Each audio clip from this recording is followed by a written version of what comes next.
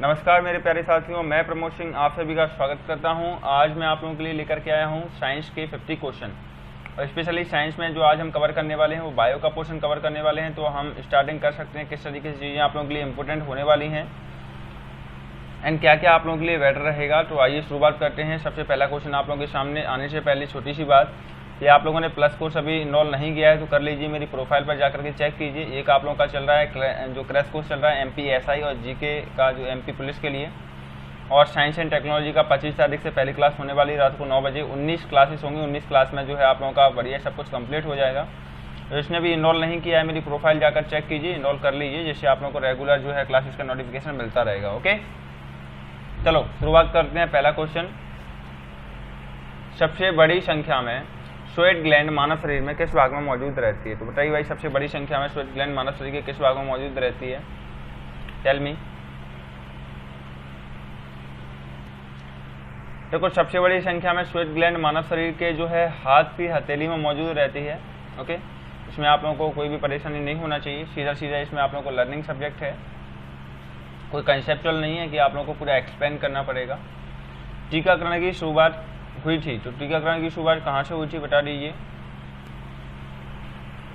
टीकाकरण की शुरुआत के लिए आपको एडवर्ड जेनर का नाम ध्यान आना चाहिए, उन्होंने ही सबसे पहले टीकाकरण की खोज की थी। टीकाकरण में क्या होता है कि जैसे किसी बीमारी का टीका लगाना है तो उसी बीमारी के वायरस अपने अंदर इंक्लूड कर दिए जाते हैं, जैसे क्या है हमारा शरीर उसके एटीट्यूड ऑटोमेटिक बना लेता है। अभी जो कोरोना वायरस चल रहा है ना, आगे से वो नहीं होगा। एक्चुअल में इसका कोई एटीट्यूड तो नहीं है, लेकिन अभी हमारे शरीर के लिए नया है, तो फिर क्या है कोई एल्टी या एंटीबॉडी, हाँ वो भी ठीक है। तो फिर क्या है कि अभी शरीर उसके प्रति जो है काम नहीं कर पा रहा है, इसीलिए क्या है कि वो उसका एंटीट्यूड शुरुआत में ही बना लेगा, एंटीबॉडी जिसको हम कहते हैं। ओके, इसीलिए आगे चल के ये चीज़ें नहीं होंगी। ठीक है, प्रोटीन से बने होते हैं। प्रोटीन बताइए भाई किससे बने होते हैं? देखो, प्रोटीन से बना होता है तो प्रोटीन जो आप लोगों का है वो एमिनो एसिड से जो है बना हुआ होता है।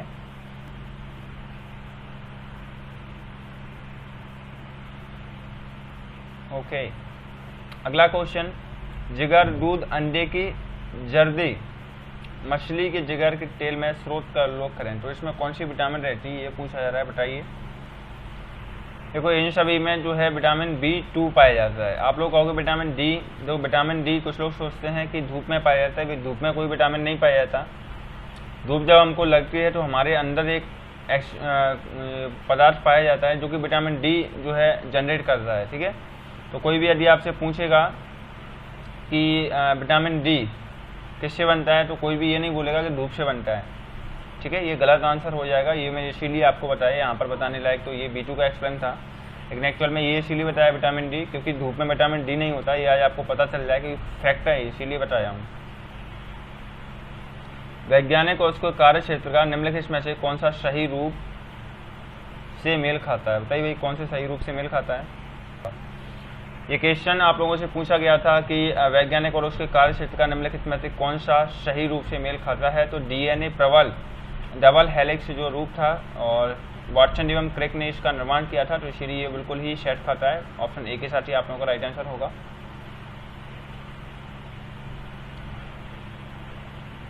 दिल से बना है, दिल बताइए भाई किससे बना हुआ है ना? दिल से बना है, हृदय की मांसपेशियों से बना हुआ है, हार्ट। हरगोविंद खुराना ने किया था शोध, बताइए भाई किस पर शोध किया था हरगोविंद खुराना ने? तो इसमें जो आपका राइट आंसर होगा, हरगोविंद खुराना ने आनुवांशिक कोड को जनरेट किया था, तो ऑप्शन जो है आप लोगों का बी वाला राइट आंसर होगा। मानव को मारने वाले कोरोना वायरस का नाम बताइए। सोच सकते हो मानव को मारने वाले कोरोना वायरस का नाम क्या है? मानव को मारने वाले कोरोना वायरस का नाम सार्स करके आप लोगों का दिया है, लूसेंट में इसको आप पढ़ सकते हो। प्रोटीन के शरीर के किस अंग में पाचन शुरू होता है? तो प्रोटीन जो आप लोगों का है शरीर के किस अंग में उसका पाचन? तो मानव के शरीर के यदि बात की, अगला क्वेश्चन आपसे कहता है उस अम्ल का नाम बताइए जो पेट में स्रावित होता है। उस अम्ल का नाम बता दीजिए जो पेट में स्रावित होता है। देखो, उस अम्ल का नाम बताइए जो पेट में आप लोगों का, हाँ जो है स्रावित होता है, तो पेट में कौन सा अम्ल स्रावित होता है? आप लोग का HCl राइट आंसर होगा। अगला क्वेश्चन, जीरोफ्लैक्सिमा को रोकने के लिए किस विटामिन की आवश्यकता होती है? तो बताइए भाई किस विटामिन की आवश्यकता होती है? जीरोफ्लैक्सिमा जो रोग आप लोगों का है वो ऑप्शन ए के साथ आप लोगों को जाना चाहिए। श्वेत रक्त कणिका को लोकप्रिय रूप से शरीर के सैनिक क्यों कहा जाता है? बताइए भाई शरीर का सैनिक क्यों कहा जाता है? श्वेत रक्त कणिकाएं जिनको व्हाइट ब्लड सेल्स कहते हैं, शरीर में रोग प्रतिरोधक क्षमता को बढ़ाती हैं, इसलिए इनको शरीर की सैनिक भी कहा जाता है। हेपेटाइटिस एक बीमारी है, उसके लिए सामान्य शब्द कौन सा प्रयोग किया जाता है? बताइए।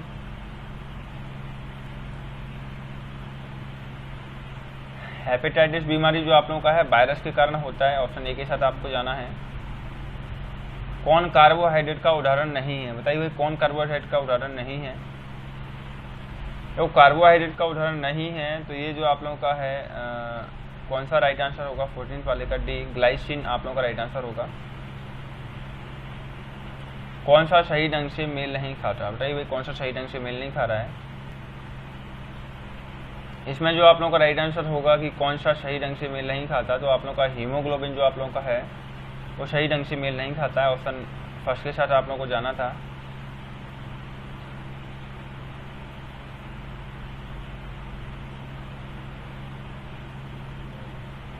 ओके, कौन सा संचारी रोग है? बताइए भाई कौन सा संचारी रोग है? कौन सा संचारी रोग है? तो खसरा जो आप लोगों का है वो संचारी रोग है। ऑप्शन बी जो है सी वाला इसमें आप लोगों का राइट आंसर होना था। सही ढंग से मेल नहीं खाता, तो कौन सा नहीं खा रहा है? बता दीजिए भाई कौन सा करेक्ट वे में नहीं है। फाइनली सही ढंग से मेल नहीं खाता तो वो वाला जो आप लोगों का है वो है ये एन्सेफ्लाइटिस, दिल जो आप लोगों का है वो इससे रिलेट नहीं करता है।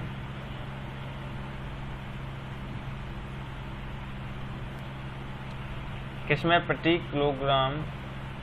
ग्राम प्रोटीन की मात्रा सबसे अधिक है? बताइए भाई किसमें प्रति ग्राम प्रोटीन की मात्रा सबसे अधिक है? तो प्रति ग्राम प्रोटीन सबसे अधिक जो पाया जाता है आप लोगों का वो सोयाबीन में पाया जाता है। ऐसा बताया जाता है कि यदि रेगुलर आप थोड़ा सा भी सोयाबीन गला करके खाओगे तो शरीर में हर एक प्रोटीन की मात्रा कंप्लीट हो जाएगी। किसके पास प्रोटीन के रूप में अल्फा केराटीन है? बताइए भाई किसके पास प्रोटीन के रूप में अल्फा केराटीन है? किसके पास प्रोटीन के रूप में अल्फा केराटीन? तो आप लोगों का अंडे में रहता है। ओके, मशरूम, बताइए मशरूम कैसे होते हैं? वो फंगस अलग होता है। हाँ, मशरूम का एक प्रकृति है लेकिन हो सकता है फिलहाल मशरूम जो है सब जगह होता है। ठीक है,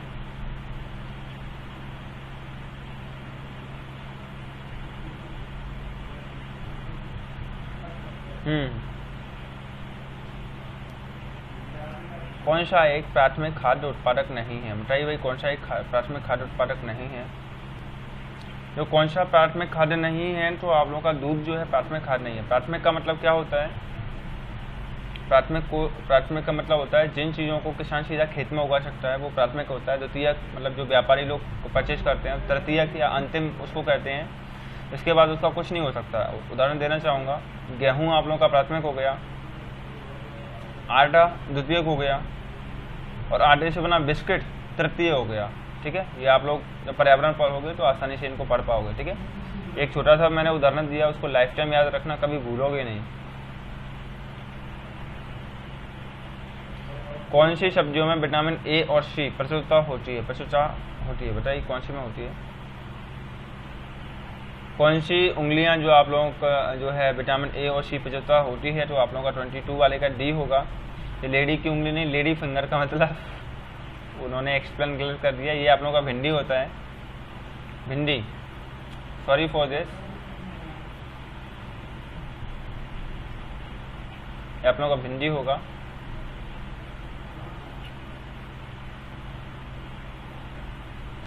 अगला क्वेश्चन क्या है? बैक्टीरिया के खिलाफ मानव शरीर की निम्नलिखित में से कौन रक्षा करता है? बताइए कौन रक्षा करता है? वो करता है। तो फाइनली आप लोगों का इसमें तो फाइटोसाइट्स होगा। काफ़ी सारे लोग आरबीसी की ओर जाते हैं, उसकी तरफ मत जाया करें। वो हमारे शरीर में राष्ट्रपति की तरह होता है, नाम बड़े दर्शन छोटे वाला काम है। आरबीसी करता कुछ भी नहीं है और श्रेय पूरा ले जाता है। एक पदार्थ है, एक तत्व है जो आरबीसीज नहीं डब्ल्यूबीसीज में पाया जाता है, फाइटोसाइट्स, जो हमारे अंदर एंटीबॉडीज निर्माण करता है।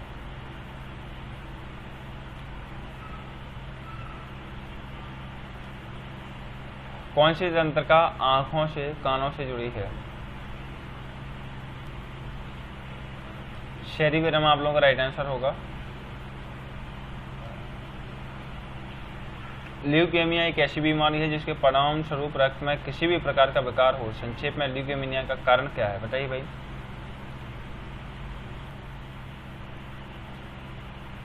तो ल्यूकेमिया का पूर्ण कारण जो होता है रक्त में श्वेत रक्त कणिकाएं बढ़ा देना।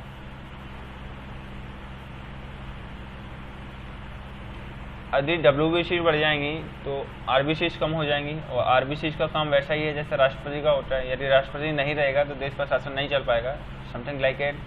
यदि आरबीसी नहीं रहेंगी तो अपना शरीर काम नहीं कर पाएगा। आरबीसी का मेन वर्क होता है ऑक्सीजन ट्रांसप्लेशन।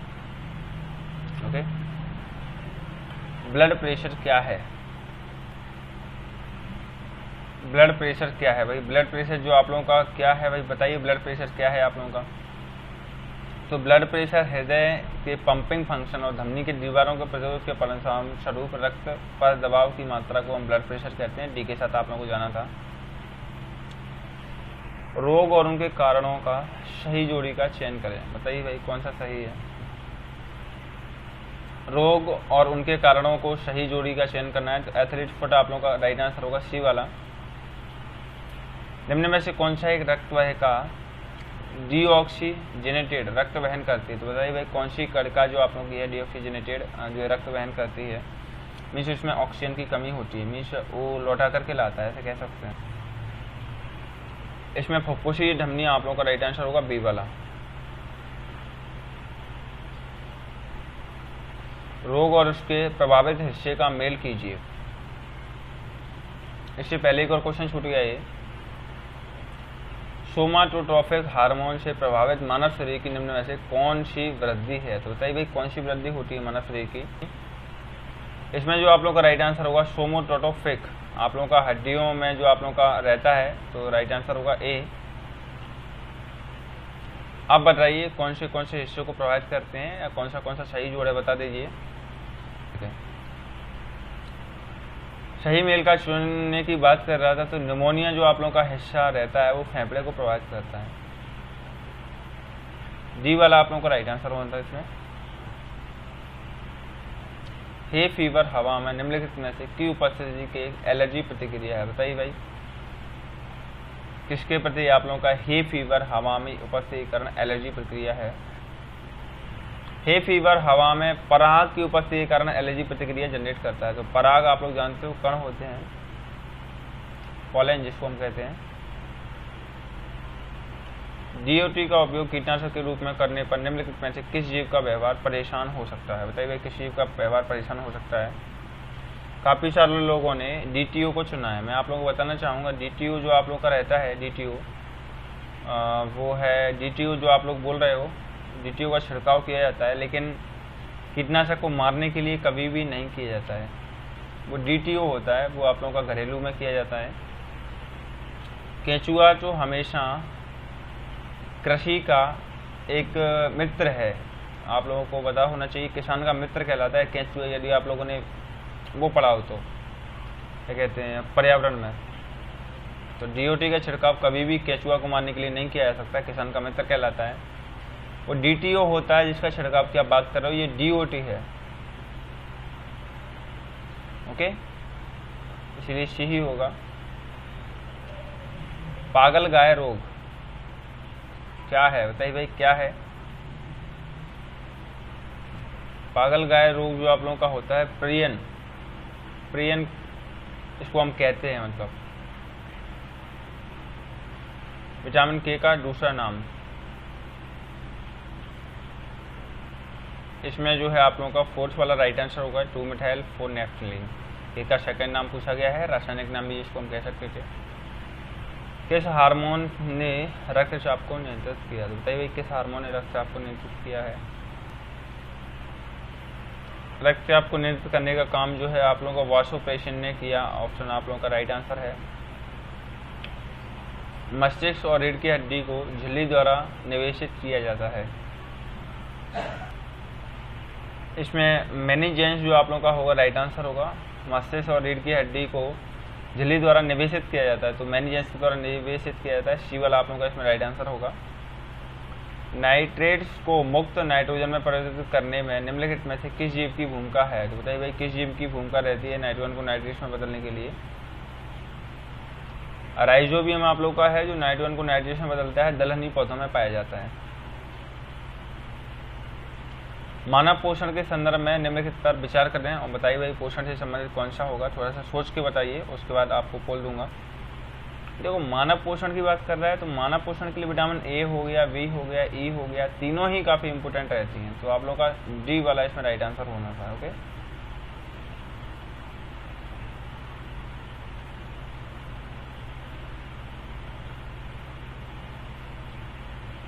जैविक सिद्धांतों या कानूनों और वैज्ञानिकों के सही मेल का चयन कीजिए। बताइए भाई सही मेल का चयन करके बताइए कौन सा आप लोगों का फिक्स हो रहा है।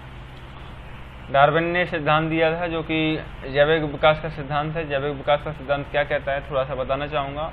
बहुत ही ज़्यादा प्रसिद्ध है, कोरोना वायरस से रिलेट करता है, थोड़ा सा बताना चाहूँगा। जैविक विकास का सिद्धांत ये कहता है कोई भी सूक्ष्म जीव कभी मरता नहीं है। सूक्ष्म जीव को जीवित और अजीवित के बीच की कड़ी कहा गया है। डार्विन के सिद्धांत का ये कहना है कोई भी वायरस सजीव के संपर्क में आ जाता है तो वो एक्टिवेट हो जाता है, और यदि कुछ एक समय तक उसको पोषण नहीं मिलता है, सजीव से दूर रहता है, तो वो डीएक्टिवेट हो जाता है। तो डार्विन का सिद्धांत काफ़ी इंपॉर्टेंट है। फुल डिटेल मैंने आपको नहीं बताया, मैंने आपको जो मेन बेसिक है वो बताया। मेन बेसिक कभी वन लाइन में आए तो वायरस को जीवों और अजीवों के बीच की कड़ी कहा गया है, जैविक और अजैविक के बीच की कड़ी कहा गया है। ओके, कौन विटामिन सी का सबसे अमीर स्रोत है? सबसे अमीर स्रोत आप लोगों का ऑरेंज, आप लोगों का राइट आंसर होगा। कौन सा जोड़ा सही ढंग से मेल नहीं खाता? बता दीजिए भाई, पूरा करा ही देता हूँ। 7 बजे टाइम चेंज हो जाएगा तो आपको पता लग जाएगा। लुई पाश्चर आप लोगों का इसमें राइट आंसर होगा। रक्त समूह का नहीं था। लुई पाश्चर ने जो पाश्चुरीकरण की प्रक्रिया दी थी, पाश्चुरीकरण की प्रक्रिया लुई पाश्चर के द्वारा दी गई थी। ये दूध से संबंधित है, पाश्चराइजेशन की क्रिया। उसमें दूध को 62 डिग्री सेल्सियस तक गर्म किया जाता है और अचानक ठंडा कर दिया जाता है, जिससे वो क्या है, वो खराब नहीं होता है। ओके, कौन सी एक यौन संचारित बीमारी है? बताइए कौन सी है? यौन संचारित कलर ब्लाइंडनेस आप लोगों का राइट आंसर होगा। कलर ब्लाइंडनेस में क्या होता है, काफी सारी चीजें रंगीन आप लोगों को क्लियर नहीं दिखती हैं। ओके, HIV शरीर के किस सिस्टम पर हमला बोलता है? इम्यूनिटी सिस्टम पर हमला बोलता है।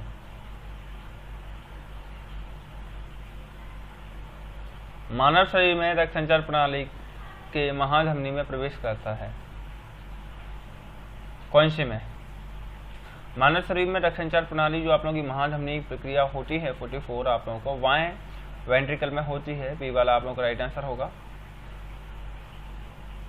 बढ़ती हुई फलियों के लिए मिट्टी में निम्नलिखित में से कौन सा पौधा पोषक तत्व नहीं है? बताइए भाई कौन सा पौधा पोषक तत्व नहीं है?